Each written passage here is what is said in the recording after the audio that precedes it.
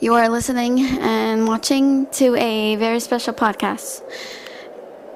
Got more on Tilda Oxford as she continues to get involved with Benjamin Hallows. Enjoy! Tilda and the others managed to run into a problem child, or better yet, a problem teenage girl. They call her Rory Lee, and boy, she's the fastest weapon alive. Tilda couldn't believe she was actually meeting this girl. This girl was actually really fast as she took down the soldiers of Nevermore, taking them all down with her bare fist and everything. But this girl had super speed, super strength, and she was really taking them out cold. It was amazing. Tilda was shocked. So this is the fastest weapon. It's a girl. A human girl.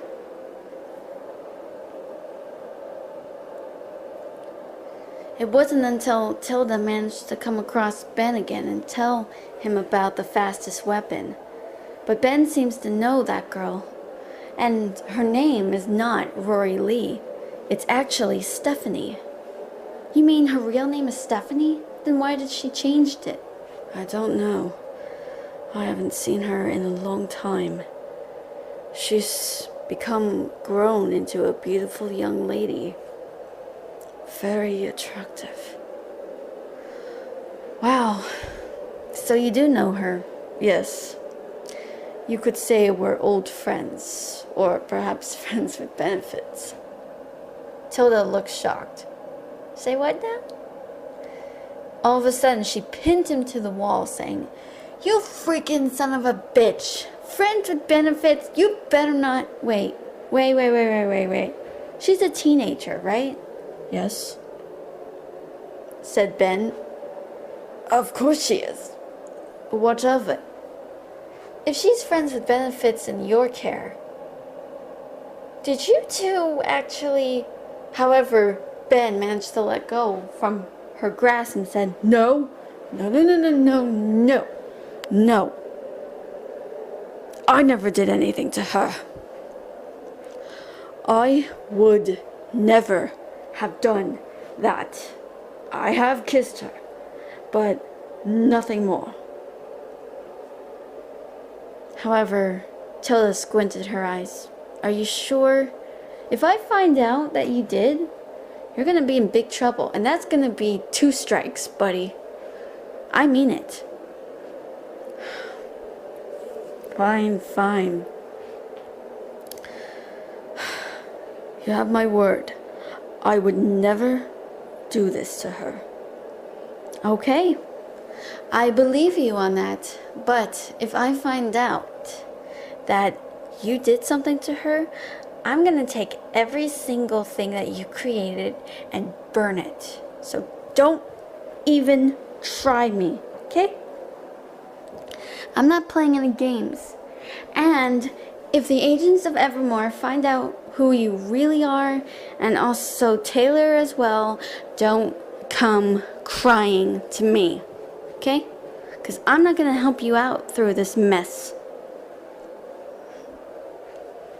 However, it wasn't until Ben revealed everything about Marcello and Stephanie, how she was horribly abused into becoming the fastest weapon, the most perfect species amongst the human race.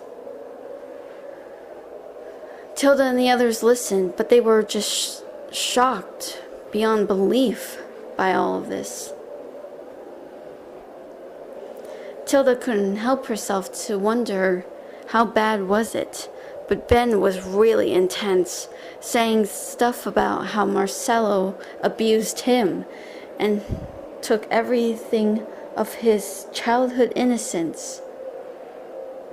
Tilda was curious. Why would you say that? Ben then said, because I'm wondering, is he involved with the death of my family? I have a feeling he had no remorse ever since Mother died. I mean, I never seen him upset. And worst of all, he wasn't there at my siblings' funeral, so how would I know? Did he actually care? Or was he nothing more than a selfish man? You have to find this out. I'm just doing what I have to do. Creating life, said Ben. Tilda couldn't help herself but say, "You're creating life by doing this shit? By what you did at the ocean? Pouring all that acid? You and Taylor were involved, right? Right? Yeah, definitely.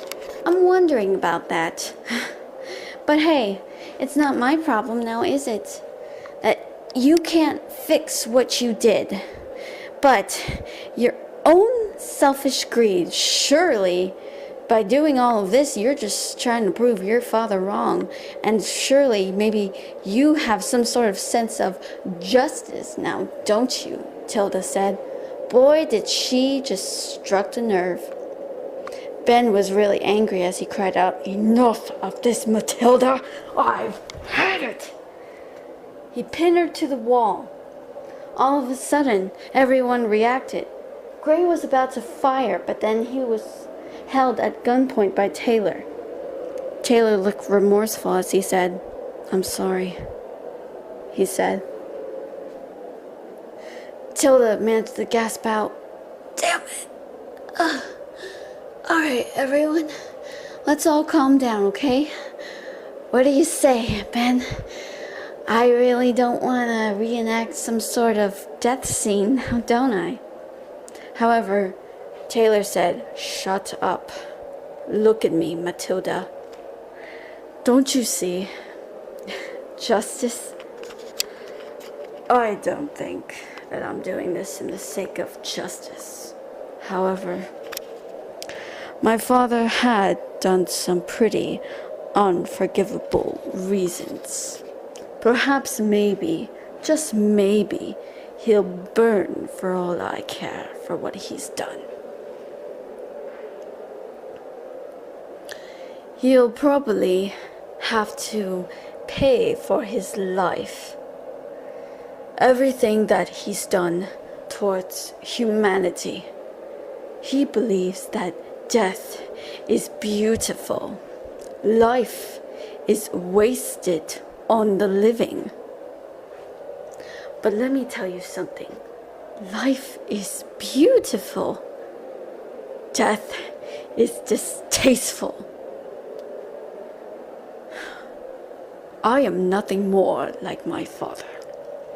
Those people in that ocean, I regretted doing this, but I was just doing what was best for them. I wanted to cure them. I just wanted to make things better. I just wanted to cure them of their uncurable disease. I'm sorry. Well, what do you dream of? Tilda said. Tell me, what do you dream of? What do I dream of? I dream of a world where hope replaces fear. Where a murdered man gets to stand in court to face his killer. Where a crippled soldier is broken and broke back to life to walk again. And also, a person with a terminal illness will be given a cure so they don't have a few days or a few months or weeks to live. They'll be giving all amount of a long life. What if I could give, no, not me alone, Taylor and I, to give every life the chance it deserves. And he and I are going to be at the heart of a scientific enterprise. And you think what I'm doing is savage work. Yes, Well, the way you explain it now seems to make sense, but